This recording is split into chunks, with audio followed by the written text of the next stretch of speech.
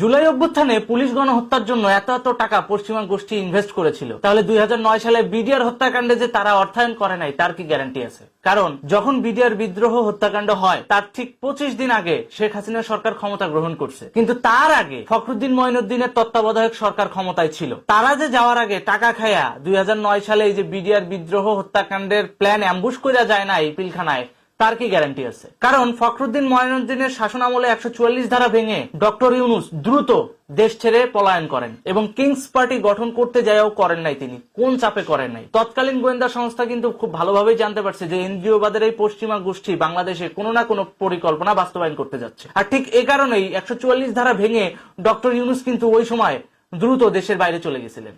এটা আমার কথা না, ডক্টর ইউনূসের নিজের মুখের স্বীকারোক্তি। চলেন শুনে আসি। আমি কারফিউ ভঙ্গ করে গেলাম, তা না হলে তো যেতে পারতাম না। ভাগ্যিস কেউ ধরে নেই পথে। দেখলেন তো, এভাবেই 144 ধারা ভেঙে ওই সময় তিনি কিন্তু দেশ ছেড়েছিলেন, এমনকি নাগরিক হিসেবে বাংলাদেশে ভোটও প্রদান করেন নাই।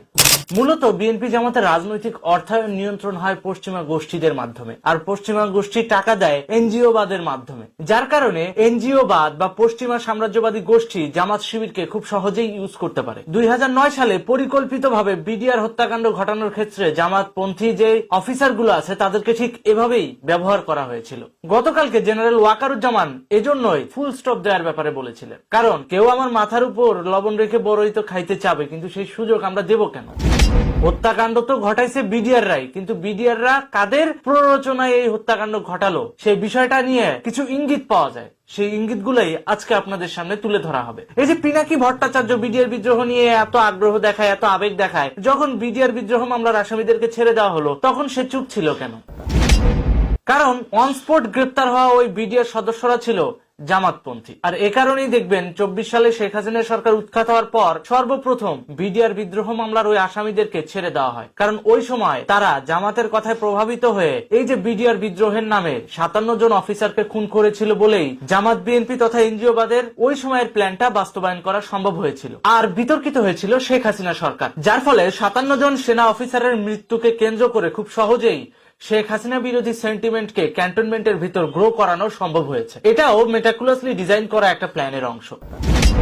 আকাম করবে তৃতীয় পক্ষ, দোষ যাবে রাজনৈতিক দলের ঘাড়ে, ভিত দুর্বল হবে দেশের। আলটিমেটলি পশ্চিমাদের ডিজাইন করা এটাও একটা প্ল্যান, যার ফলে ক্যান্টনমেন্টে আর্মি এবং বিডিআরদের কনফিডেন্স ভাঙা সম্ভব হয়েছিল, যেটা যে কোনো রাষ্ট্রকে দুর্বল করার জন্য সর্বপ্রথম পয়েন্ট। অর্থাৎ এখানে কোনো পলিটিক্যাল স্বার্থ ছিল না, এখানে মেইন টার্গেট ছিল বাংলাদেশকে দুর্বল করা। কারণ বাংলাদেশ দুর্বল হলেই পলিটিক্যালি পশ্চিমা গোষ্ঠী আমাদের মাথার উপর যে কাউকে বসিয়ে দিতে পারবে, যেটা 24 সালে এসে বাস্তবায়ন হয়েছে। আমরা এই সময় দেখতে পাচ্ছি পিনাকি ভট্টাচার্য বলছে যে বিডিআর বিদ্রোহ হত্যা মামলায় যে সমস্ত সেনা সদস্যদের হত্যা করা হয়েছে, হত্যা করার আগে তারা নাকি হিন্দিতে কথা বলেছে। এখন ওটা যে হিন্দি কথা উর্দু কথা নয় তার কি গ্যারান্টি আছে? আর যখনই সেনাপ্রধান শান্তির বার্তা দিল, সাথে সাথে বিডিআর বিদ্রোহ হত্যা মামলা নিয়ে খুব আবেগী হতে দেখা গেছে পিনাকি ভট্টাচার্যকে। তাহলে যখন আদালতের ইজলাস পুরায় দিয়ে শিবিরের সদস্যরা বিডিআর বিদ্রোহ মামলার আসামিদের জামিনের রাস্তা পাকাপোক্ত করলো, তখন পিনাকি ভট্টাচার্য কেন এটার প্রতিবাদ করে নাই? বিডিআর বিদ্রোহ মামলা নিয়ে যদি পিনাকি ভট্টাচার্যের এতই আগ্রহ থাকে, এতই আবেগ থাকে, তাহলে ওই সময় চুপ করে ছিল কেন যখন আদালত পুরায় দিয়া শিবিরের ছেলেপেলেরা বিডিআর হত্যাকাণ্ড মামলায় যাদেরকে অন স্পট গ্রেপ্তার করা হয়েছে তাদের জামিনের রাস্তা খুলে দিল? তখন মধ্যরাতে হঠাৎ আগুনে পুড়ল বকশীবাজারের অস্থায়ী আদালত। ঢাকা আলিয়া মাদ্রাসা মাঠের ওই আদালতের রাত 3টায় কে বা কারা আগুন দেয়, তাতে এজলাস কক্ষ গারুদখানা পুড়ে যায়। তাই বিডিআর বিদ্রোহ মামলার কার্যক্রম করা যায়নি। জানুয়ারি মাসের 8 তারিখে মামলার নথিপত্র পুরায় দেওয়া হলো, কোনো এভিডেন্স রইল না। আর ওই মাসেরই 23 তারিখে 126 জন বিডিআর বিদ্রোহ মামলার আসামিকে জামিনে মুক্তি দেওয়া হলো। কোথায় মামলা আরো নতুন করে শুনানি হবে সেইটার ব্যাপারে রাষ্ট্রপক্ষ আপিল করবে, সেটা না করে আসামিদেরকে ছেড়ে দিল। তখন এই আবেগ পিনাকি ভট্টাচার্যের কই আসিল, কোথায় রাখছিল এই আবেগ? এখন এতদিন পর আবেগ ভাসে উঠেছে, তাই না? এখন বলতে পারেন রাষ্ট্রপক্ষ কেন চুপ ছিল? চুপ থাকবে না কেন? এই বিষয়গুলো তদারকি করার দায়িত্ব কার? অ্যাটর্নি জেনারেলের। কিন্তু সেই অ্যাটর্নি জেনারেল 5ই আগস্টের পরে নতুন করে নিয়োগ দেওয়া হয়েছিল, এবং যাকে নিয়োগ দিছে সে তো জামাতের পুতুল এবং পাকিস্তান হাই হাই কমিশনের সাথে তার দোস্তি, একেবারে গভীর বন্ধুত্ব, সেই বন্ধুত্বের একটা নজির, একটা ছবি আমাদের কাছে আছে, দেখায় আসি, চলেন দেখে আসি। এই যে দেখেন, পাকিস্তান হাই কমিশনারের সাথে অ্যাটর্নি জেনারেলের ছবি। তাহলে ভাবেন কিভাবে যে এই যে জামাত আর পাকিস্তানের পুতুল আসামিদের বিরুদ্ধে সরাসরি অবজেকশন তোলে নাই অবজেকশন, তাই তো এরা মুক্ত হয়েছে। তাহলে এই বিষয়টা তো পরিষ্কার যে বিডিআর বিদ্রোহ মামলার আসামিদেরকে ছেড়ে দিছে জামাতের প্রেসক্রিপশনে, আর এটার পেছনে জামাতের ইন্ধন ছিল। 2009 সালে বিডিআর বিদ্রোহ যে ঘটনাটা ঘটছে, এটা সম্পূর্ণ জামাতের একটা মেটাকুলাসলি ডিজাইন করা প্ল্যান ছিল। ক্ষমতায় থাকতে খোদ প্রধানমন্ত্রীও বলে গেছিলেন। চলেন প্রধানমন্ত্রী কি বলছিল একটু শুনে আসি। 57 জন অফিসার মারা গেছে সেনাবাহিনীর, তার মধ্যে আওয়ামী লীগ পরিবারেরই ডিজি সহ প্রায় 33 জন আওয়ামী লীগ পরিবারের সদস্য।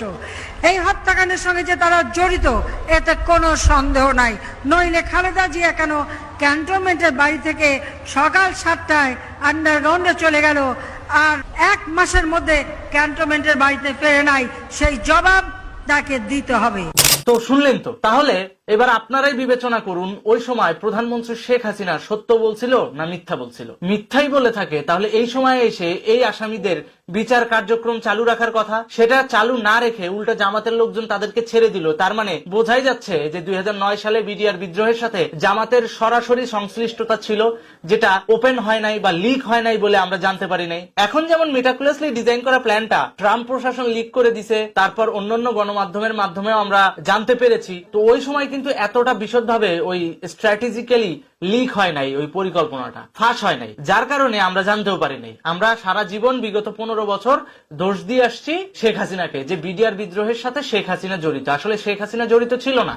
তার মানে ব্যাপারটা পরিষ্কার, তৎকালীন পশ্চিমা অর্থায়নে আইএসআই বাংলাদেশে জামাতের মাধ্যমে বিডিআর বিদ্রোহ হত্যাকাণ্ড ঘটিয়েছিল, যাতে খুব সহজেই সশস্ত্র বাহিনীকে ইউজ করা যায়। এবং জামাত কিন্তু 2024-এ ইউনুস গভর্নমেন্টের এনজিওবাদের এই সিন্ডিকেটকে সাথে নিয়ে সেই প্ল্যানই বাস্তবায়ন করেছে শেখ হাসিনাকে উৎখাতের মাধ্যমে।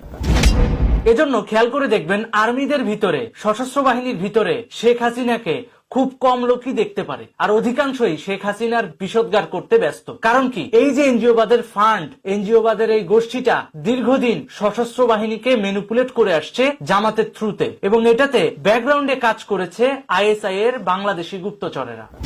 বিডিআর বিদ্রোহ মামলার আসামিদের জামিনের ব্যাপারে পিনাকি ভট্টাচার্য এবং ইলিয়াস হুসাইন এই জন্যই কথা বলে না, কারণ এটা নিয়ে কথা বললে সরাসরি জামাত শিবিরের দিকে দোষের তীরটা যাবে। কারণ আদালতের বিচারপতি থেকে শুরু করে একেবারে অ্যাটর্নি জেনারেল পর্যন্ত, কিংবা পাবলিক প্রসিকিউটরের যে চিফ প্রসিকিউটর পর্যন্ত সব জামাত শিবিরের দখলে। এই যদি হয় আদালতের অবস্থা, তাহলে বিডিআর বিদ্রোহ মামলার আসামিদের তো উচিত ছিল ফাঁসি দেওয়া। তো ফাঁসি না দিয়ে উল্টো তাদেরকে ছেড়ে দেওয়া হলো কেন?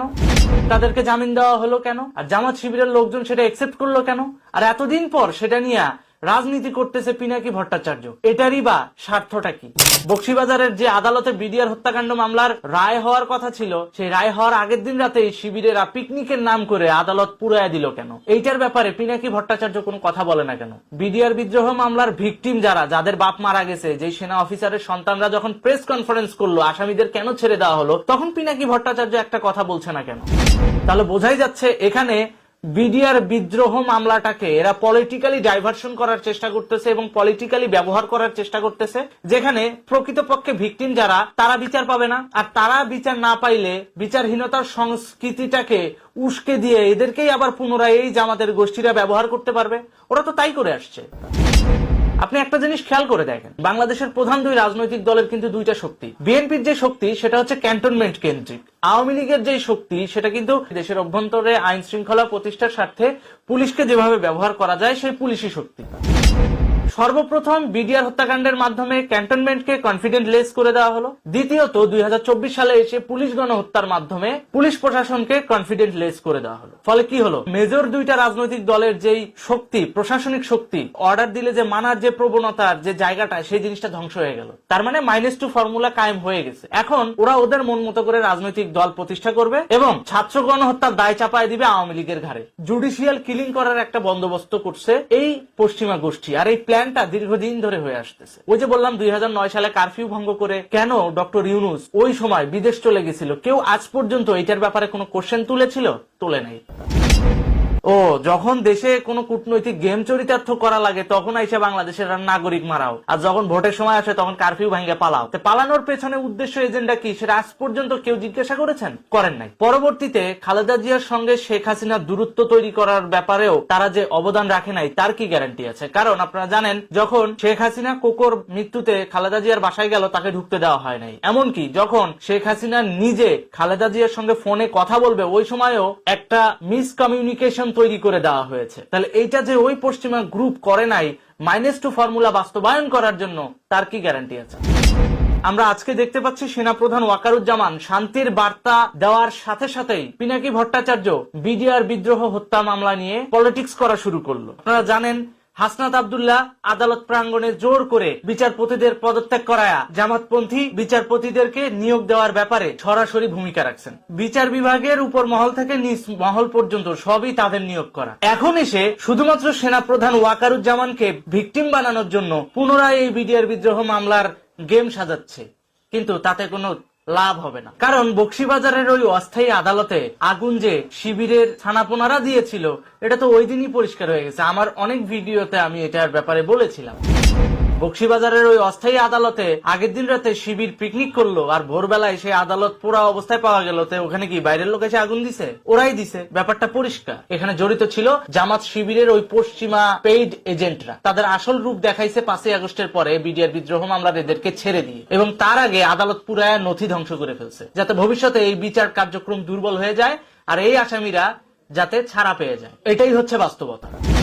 আর ভিকটিম হিসেবে যে সেনা সদস্যগুলো মারা গেছে তাদের পরিবাররা আজও পর্যন্ত বিচার পায় নাই। অথচ এরাও কিন্তু ওই সেনা সদস্য অফিসারদের ছেলেমেয়েরাই কিন্তু জুলাই মাসে শেখ হাসিনার বিরুদ্ধে মাঠে নেমেছিল। তাহলে চিন্তা করেন কিভাবে ওদের মগজ ওয়াশ করা হয়েছিল। ওই সেনা অফিসারদের সন্তানদের মাথায় কিভাবে ঢুকিয়ে দেওয়া হয়েছে যে শেখ হাসিনাই তোমার বাবার খুনি। অথচ বাস্তবতায় আমরা কি দেখতে পাই? আমার বাবাকে 32 জনের একটা গণকবরে খুঁজে পাওয়া গিয়েছিল 2 দিন পরে, তার মৃত্যুর 2 দিন পর।